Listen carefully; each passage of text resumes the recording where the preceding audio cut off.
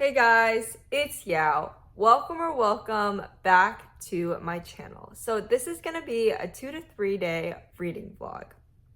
By the way, it's AAPI month, so the books that I'm gonna be reading in this vlog and for the rest of this month are going to be by Asian authors. So I recently started 2 books that I'll be continuing to read in this vlog. The first one is To All the Boys I've Loved Before by Jenny Han. I've heard mixed reviews about this book, so it's kind of hesitant to pick it up, but I have seen the movie, so I feel like I have a general idea of what it's about, and I think it will be overall a cute and fun experience, even though I don't have the highest expectations for this because I've seen so many mixed reviews. And then the other book is Permission to Come Home, Reclaiming Mental Health as Asian Americans by Jenny T. Wong. So I actually haven't seen that many people talk about this book on Goodreads, but I looked at the blurb and I thought this was really interesting, so I'm excited to read this. I think it'll be very helpful for mental health related things.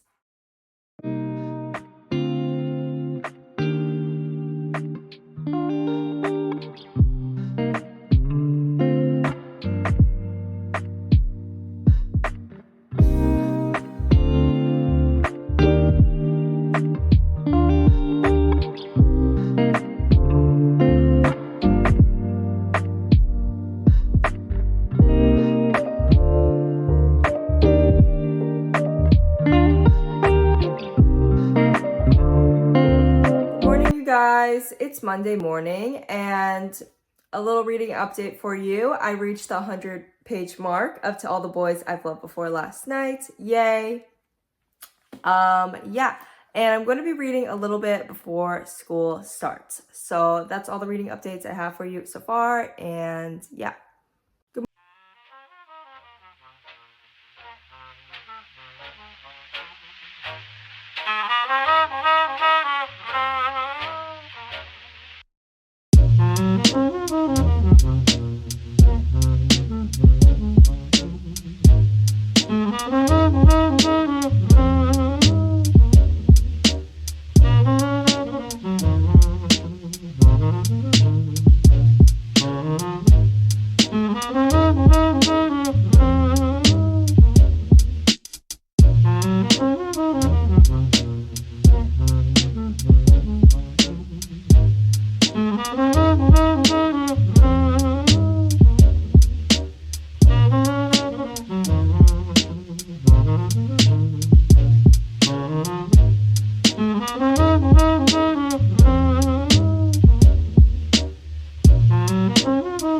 Hello again, it's nighttime and I'm just about to go to sleep, but before I do, I want to give a more in-depth recap of everything I've read so far, as well as share the books that I borrowed from the library today.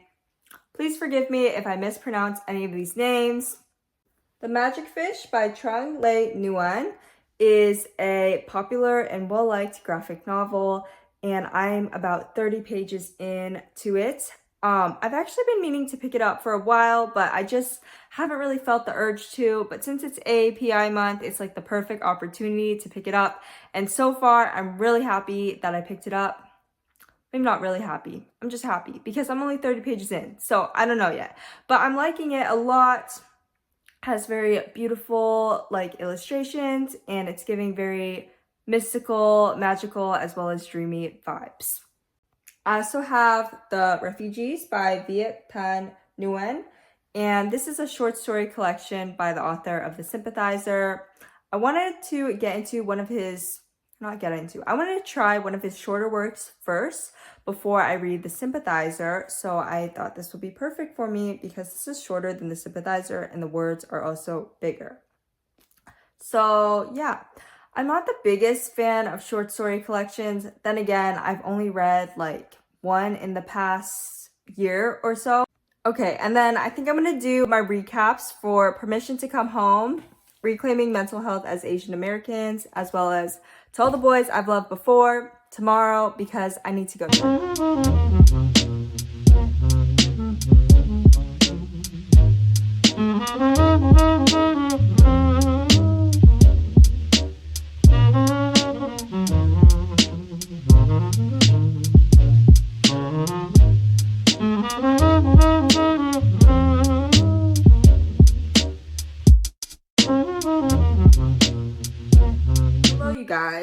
So yesterday I did not update the vlog on like my thoughts on the books, so I'm gonna do that today. So to all the boys I've loved before, thoughts. Let me recap this for anyone who's been living under a rock and has never heard of the series. By the way, I'll be looking down at my notes while I'm talking. This book is about Laura Jean, who instead of confessing her feelings to a crush, writes letters to them, pouring out all of her feelings, and then she is supposed to move on. She puts these letters in a box in a room and writes the addresses on all these letters. One day she finds out her letters have been mailed out, and then her path crosses again with her past crushes. So far, my thoughts on this are it's very easy to read and get into. Not a spoiler, by the way, because it's in like the Goodreads summary of the book. But the thing about her liking her sister's ex-boyfriend is weird. I don't like that. The character POV we read from can be annoying sometimes, but it's charming overall. And it has very immature but fun vibes so far. If I had 3 positive words to describe this so far, it'd be light, airy, fun. Also, alright, so I just want to rant a little bit about Peter because I don't really like him as a love interest so far because, like, I feel like he doesn't really care about Laura Jean, which that makes sense because, like, they're basically dating for, like, they're, like, fake dating. So, it makes sense, but I don't really think he cares about her as, like, a love interest. She doesn't really care about him either, but I don't know. That's debatable because she had a crush on him in the past, so there might be some lingering feelings. It's just, the whole thing's kind of weird. I'm not the biggest fan. Also, like, I feel like the fake dating is very pointless because I just don't really understand why she wouldn't just talk to her sister's ex-boyfriend. Yeah.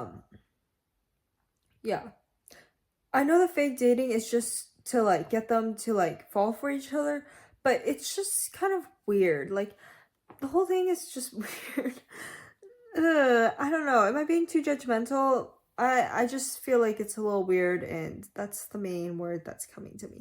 But it's, like, fun. It's just, you can't think too deeply about it. Otherwise, it's just kind of, like, absurd. You know? It's kind of a recipe for disaster because if she liked him in the past, she's going to like him again if she fakes date him. You know? Like, I feel like that would happen if you like somebody in the past and then you fake date them. Wouldn't you just like them again? Unless you're, like, totally over them. But still, like, you might, yeah. I don't understand what she's thinking. And then also, like, she doesn't really have a normal high schooler schedule. Like, she has a lot of time just to do crafts and stuff. She only mentioned doing homework once. I feel like that's just not realistic because, like, most of the high schoolers that, like, I know of, like, they do lots of, like, things after school. Like, I'm in high school right now, and I don't really think, like, other students would just, like, go home and then, like, do crafts and then, like, just, like, do chill activities that she does all the time. Which, yeah, she's living her best life, but just not very realistic. Alright, and now I'm going to talk about Permission to Come Home. So this is Permission to Come Home, Reclaiming Mental Health as Asian Americans. Not the most fun and exciting read, but I think this is very necessary, and I'm slowly making my way through it, slowly but surely. This is a nonfiction book that explores mental health specifically for Asian Americans. It takes a deep dive into the societal stereotypes about Asian Americans that lead to emotional suppression. For example, Asian Americans are seen as stereotypically quiet, well-behaved, and a model minority, but this does not make sense space for self-advocating, being assertive, and setting boundaries. This book also takes a closer look at the cultural practices in Asian American communities that discourage prioritizing mental health and emotions and how we can challenge these practices. So, each chapter starts with permission to, like, do something. Like, so far the ones I've read are, like, I think permission to feel, permission to rage, permission to question, I think was the first one. That might be wrong. This is just from my memory. But that was essentially what each chapter was about. Overall, I like this one a lot so far. It makes me feel validated and like I'm doing something good for myself by reading this. Feels like self-care. Yeah, all good things so far. My only complaint would be it's kind of slow and hard to get through. It can be uncomfortable at times, but I think that's just the nature of the topic, not really related to the book. Okay, you guys, that's the end of today's video. Thank you so much for watching. Sending you so much love, and I'll see you next time. Goodbye.